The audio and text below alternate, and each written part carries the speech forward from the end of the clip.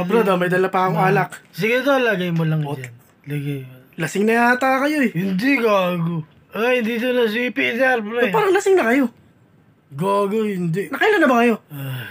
Nakailan?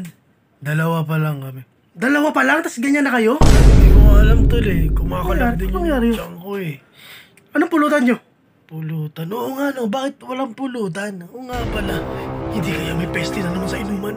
Namin yung dayo. Sinong dayo?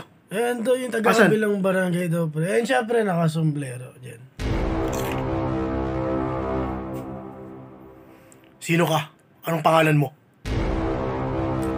Alam mo sa palagay ko? Alam mo na ang pangalan ko. Nutristar Slap!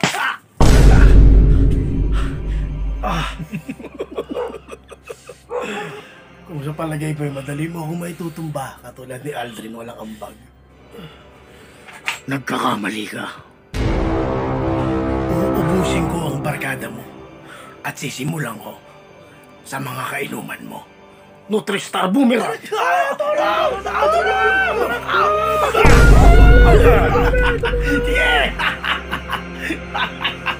Marlboro Punch! Ashtray Black!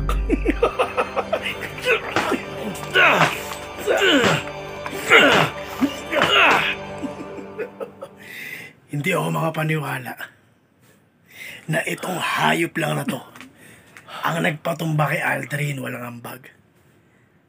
Ganun na pala siya kahina.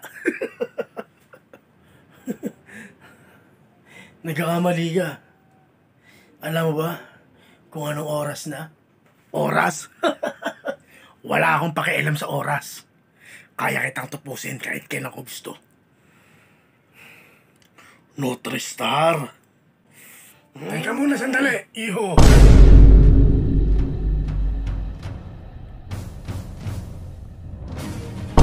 Sandali! Alas 10 na! Umiinom pa rin kayo? Magaling. Nilibang niya ako para umabot ng alas 10 para i-rescue siya ng curfew. Maganda, pinakita mo bata. Salamat. Pwede ka nang magpahinga. Ako na ang bahala dito. Hindi ko alam na aabot sa ganito. Pero gagamitin ko na rin. Iganting stapler.